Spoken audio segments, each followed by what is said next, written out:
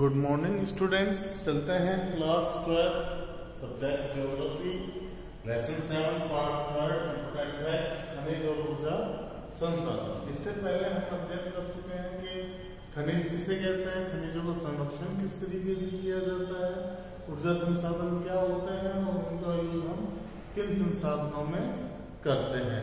अब हम चलते हैं अपने नेक्स्ट टॉपिक पर, भारत में पेट्रोलियम संसाधन।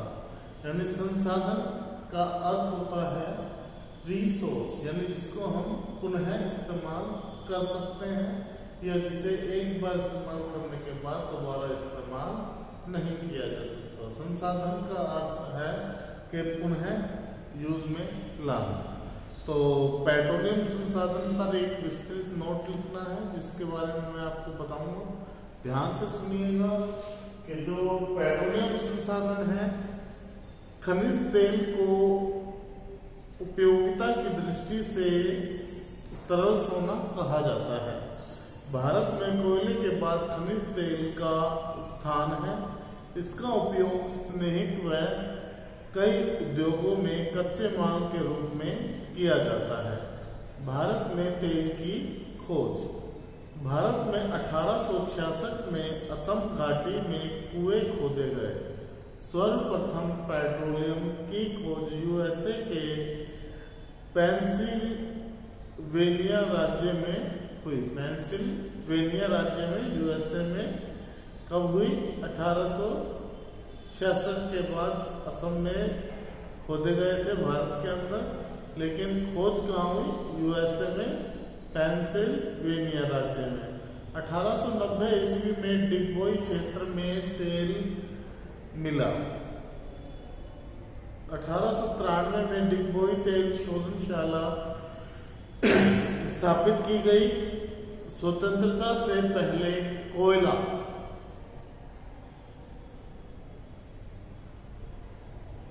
पहले केवल असम राज्य से ही तेल प्राप्त होता था। 1955 में तेल व प्राकृतिक गैस आयोग की स्थापना हुई। इस आयोग द्वारा देश के भीतरी व तटवर्ती क्षेत्रों में तेल की खोज का कार्य किया जाता था। 1959 से पहले तक केवल असम में ही तेल उत्पादन होता था। 1958 में खंबात से, 1960 में अकलेश्वर से और 1961 में रुद्र सागर से तेल मिला। बाद में सन 1975 से बॉम्बे हाई की खोज हुई और इस क्षेत्र से 1976 में तेल का उत्पादन आरंभ हुआ। वितरण। भारत में तेल के निम्नलिखित 4 उत्पादक देश हैं। असम एवं पूर्वी क्षेत्र। जो आपका भारत का पूर्वी क्षेत्र है और असम है, उसमें तेल सर्व अग्रणी है भारत के उत्पादन में। यह देश का सबसे पुराना तेल उत्पादन क्षेत्र है, जहां पर 1866 में तेल के लिए खुदाई शुरू हुई थी। इस प्रदेश में असम, अरुणाचल प्रदेश, नागालैंड, त्रिपुरा, मणिपुर, मेघालय व अरुणाचल प्रदेश, मिजोरम शामिल है। असम के मुख्य तेल क्षेत्र डिगबोई, नाहरकटिया, मोरान, हुंगरीजन है। अरुणाचल प्रदेश के तिगरू क्षेत्र से भी तेल निकाला जाता है। इसके अलावा है गुजरात के तेल क्षेत्र।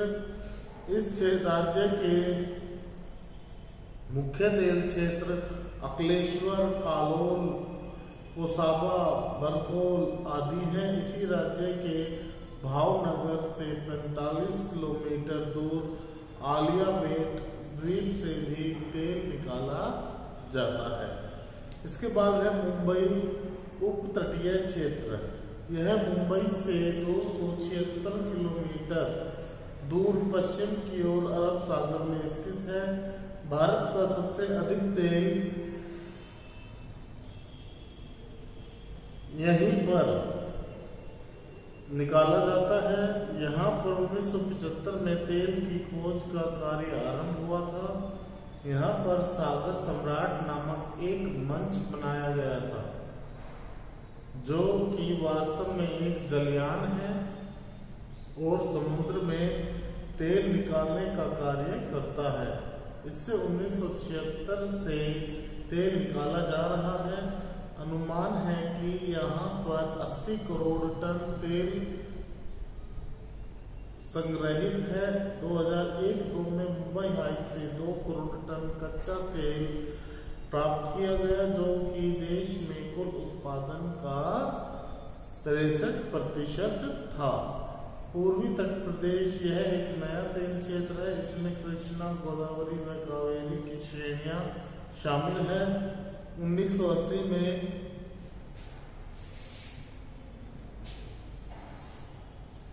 तेल व प्राकृतिक गैस आयोग ONGC तथा ऑयल इंडिया लिमिटेड ऑयल ने इस क्षेत्र में तेल की खोज का कार्य किया। इस प्रदेश के मुख्य क्षेत्र नारीमनम व कोवली लप्पम है। उत्पादन 1965-66 में यहाँ पर यानी भारत में 352 लाख टन पेट्रोलियम तेल उत्पन्न हुआ, जो कच्चा तेल था। इसको संग्रहित करने के उपरांत इसको यूज में लाया जाता है। 2001-2 में 320 लाख टन भारत में तेल उत्पादन हुआ। इसके बाद जो कि विश्व का 65% था, गुजरात दूसरे स्थान पर व असम तीसरे स्थान पर है। किसमें? भारत के तेल उत्पादन क्षेत्रों में। इसके बाद आता है आपका भारत अपने आवश्यकता का 1/3 भाग पेट्रोलियम का उत्पादन करता है। शेष 2/3 की पूर्ति आयात के द्वारा होती है। भारत पेट्रोलियम व इसके उत्पाद को रूस, ईरान व पश्चिमी एशियाई देशों से मंगवाता है। यानी भारत में पेट्रोलियम तेल की मात्रा कम होने के कारण यह दूसरे देशों से भारत में तेल मंगवाता है। इसके बाद आता है तांबे के उत्पादन एवं वितरण। यानी कहने का भाव यह है कि जो तांबा है एक उपयोगी एलो धातु है। मानव सभ्यता के लिए तांबे का महत्वपूर्ण योगदान है। विद्युत का उत्तम चालक होने के कारण तांबे का उपयोग बिजली के उपकरणों, तारों, टेलीविजन में किया जाता है। इसके अतिरिक्त इसका उपयोग सिक्के बनाने व बर्तन बनाने में भी किया जाता है। भंडार: भारत में तांबा बहुत कम मात्रा में पाया जाता है। हमारे देश में तांबा अयस्क के भंडार 71.25 लाख टन है। इसमें इनसे 94 लाख टन तांबे की धातु प्राप्त की जा सकती है। तांबे अयस्क का खनन व परगलन का कार्य हिंदुस्तान कॉपर लिमिटेड के द्वारा किया जाता है। वितरण: भारत में तांबा मुख्य रूप से झारखंड, राजस्थान, मध्य प्रदेश, आंध्र प्रदेश, हिमाचल प्रदेश, कर्नाटक, महाराष्ट्र व छत्तीसगढ़ जैसे राज्यों में होता है। झारखंड में 70%, जबकि राजस्थान में 130 किलोमीटर लंबी एक पट्टी पाई जाती है, जो इसकी अलवर, उदयपुर व भीलवाड़ा में भी तांबा पाया जाता है। मध्य प्रदेश, आंध्र प्रदेश, हिमाचल प्रदेश, कर्नाटक, छत्तीसगढ़ इत्यादि क्षेत्रों में भी भारी मात्रा में तांबा पाया जाता है। इतना तांबा होने के बावजूद भी कई प्रकार के दिक्कतों के बावजूद हमें तांबा आयात करना पड़ता है, यानी दूसरे देशों से मंगवाना पड़ता है। अब आता है आपका भारत में अणुशक्ति पर एक नोट। अणुशक्ति आधुनिक युग में एक नवीन साधन है। द्वितीय विश्व युद्ध में परमाणु विस्फोट के पश्चात इस साधन का विकास हुआ। इसके लिए कुछ परमाणु खनिज आवश्यक हैं। यूरेनियम, थोरियम, जिस्कोन तथा मिनीजाइट जैसे विघट नाभिक तत्वों का प्रयोग किया जाता है। अणुशक्ति में बहुत कम ईंधन से बहुत अधिक ऊर्जा प्राप्त की जा सकती है, इसलिए यह एक सस्ता साधन है। अनुखनिज। भारत में मोनोजाइट के विशाल भंडार केरल तट पर मिलते हैं। जिस्कोन केरल तथा तमिलनाडु तट पर पाई जाती है। यूरेनियम के खनिज भंडार बिहार तथा राजस्थान में पाए जाते हैं। भारत में बिहार राज्य में थोरियम के भंडार विश्व में सबसे अधिक है। इस प्रकार भारत में अनुखनिज पर्याप्त मात्रा में पाए जाते हैं। भारत में अणुशक्ति। भारत में 10 अगस्त 1948 को अणुशक्ति आयोग की स्थापना की गई। इस आयोग के प्रथम अध्यक्ष डॉक्टर H.J. भाभा थे। भारत में पहली अणुभट्टी अप्सरा मुंबई के निकट ट्राम्बे में लगाई गई। 18 मई 1974 को भारत में पहला अणु विस्फोट राजस्थान में पोखरण नामक स्थान पर किया गया। भारत में अणुशक्ति का प्रयोग विकास कार्यों के लिए ही किया जाता है।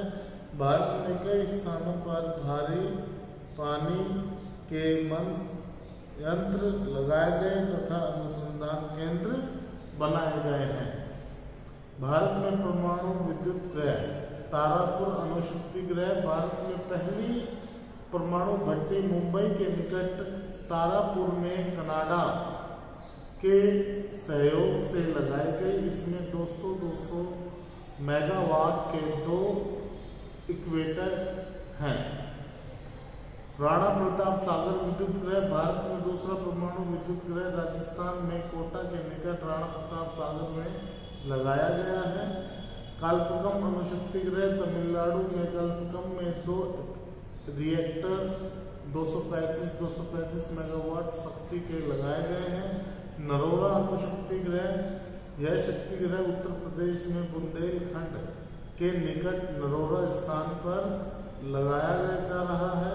काकरपारा अणुशक्ति गृह। यह शक्ति गृह गुजरात में काकरपारा नामक स्थान पर लगाया जा रहा है। इसके अतिरिक्त कर्नाटक में फेंगा और राजस्थान में लगाने का विचार है। कोटा के निकट रावतभाटा में 2 अणु शक्ति गृह हैं। इसके बाद आता है जल विद्युत। भारत में जल विद्युत का प्रसार या वितरण किन किन स्थानों पर उत्पादन से हमें क्या फायदा हो रहा है ऊर्जा शक्ति के, ये सभी आपके पारंपरिक और गैर पारंपरिक ऊर्जा के संसाधन हैं। जल विद्युत मानव इतिहास में एक आश्चर्यजनक आविष्कार है। बिजली का उत्पादन कोयले से, जल से, गैस से व तेल से होता है। जल शक्ति का महत्वपूर्ण स्रोत होता है। जल जितनी ऊंचाई से गिरेगा उतनी ही अधिक ऊर्जा पैदा होगी। जल विद्युत का विकास। जल विद्युत का सबसे पहला उपयोग 19वीं शताब्दी के अंतिम दशक में आरंभ हुआ, जब 1897 में दार्जिलिंग में जल विद्युत उत्पन्न करने का पहला कारखाना लगाया गया। इसके बाद कावेरी नदी पर दूसरा संयंत्र लगाया गया। इसके बाद मुंबई की आवश्यकताओं को पूरा करने के लिए पश्चिमी घाट पर कुल जल विद्युत संयंत्र लगाए गए। सन 1930 में उत्तर प्रदेश, हिमाचल प्रदेश, तमिलनाडु व कर्नाटक में जल विद्युत संयंत्र लगाए गए। 1947 में जल विद्युत की उत्पादन क्षमता 508 मेगावाट की हो गई। इसके बाद जल विद्युत के विकास के लिए कई कदम उठाए गए। 1975 में राष्ट्रीय जल विद्युत ऊर्जा निगम की स्थापना की गई। इसके परिणाम स्वरूप कुल स्थापित क्षमता जो कि 1950-51 में 600 मेगावाट थी, 2001-2 में बढ़कर 26.261 मेगावाट हो गई। जल विद्युत सस्ती, प्रदूषण मुक्त व नवीकरण योग्य होने के बावजूद भी इसका महत्व स्वतंत्रता प्राप्ति के बाद कम हो गया। 1950-51 में इसकी भागीदारी 49% थी, जो कि 2001-2 में घटकर 14% ही रह गई। इसके बाद आता है जल विद्युत के लिए अनुकूल दशाएं या जल विद्युत के उत्पादन को प्रभावित करने वाले कारक या दशाएं। जल की मात्रा पर्याप्त व एक जैसी होनी चाहिए। अगर एक जैसी जल की मात्रा नहीं होगी, कहने के बावजूद अगर जल ऊपर से नहीं पड़ेगा और उसका लेवल हाई नहीं होगा तो वो उस प्रेशर के साथ नीचे नहीं आएगा और उतनी विद्युत हम उत्पन्न नहीं कर पाएंगे। इसलिए जल विद्युत के लिए जल को इकट्ठा करने के लिए ऊंचाई की आवश्यकता होती है। नेक्स्ट पॉइंट आती है जल का प्रवाह बारहमासी होना चाहिए। जल का प्रवाह का कहने का तात्पर्य है यानी जिस जगह हम बांध बना रहे हैं वो ऊंचाई पर तो होना ही चाहिए, साथ के साथ उसमें जो जल प्रवाह हो रहा है वो 12 मास होना चाहिए, यानी उसमें जल की कमी नहीं होनी चाहिए। जल काफी ऊंचाई से गिरना चाहिए। धरातल ऊंचा नीचा होना चाहिए ताकि प्राकृतिक जल प्रपात बन सके। कृत्रिम जल प्रवाह महंगे पड़ते हैं। जल प्रपात बड़ा और ऊंचा होना चाहिए ताकि वह टरबाइन से जुड़े जल पंखों को तेजी से घुमा सके। जल स्वच्छ होना चाहिए। रेत मिट्टी मिले जल से मशीनें खराब होने का डर लगा रहता है। उपभोग में क्षेत्र उत्पादन केंद्रों के निकट होने चाहिए तब, क्योंकि बिजली की दूर भेजने से इनका खास त्रास होता है। बिजली का उपयोग उत्पादन के तुरंत बाद ही होना चाहिए क्योंकि इसे संचित नहीं किया जा सकता। पर्याप्त पूंजी की व्यवस्था होनी चाहिए क्योंकि बिना पूंजी के कोई भी उद्योग या कोई भी संयंत्र नहीं लगाया जा सकता। तो आज के लिए इतना ही। अगर इनमें से कोई भी पॉइंट आपको क्लियर नहीं हुआ हो तो आप कमेंट्स बॉक्स में जाकर पूछ सकते हैं। और आज हमारा ये लेसन कंप्लीट हो चुका है। नेक्स्ट लेसन हम लेंगे कि नियोजन और उसके प्रयोजन के कार्य, यानी 9th लेसन जो आपका है। 8th लेसन आपके सिलेबस में सटवा दिया गया है। तो आज के लिए इतना ही। Thank you. Have a nice day.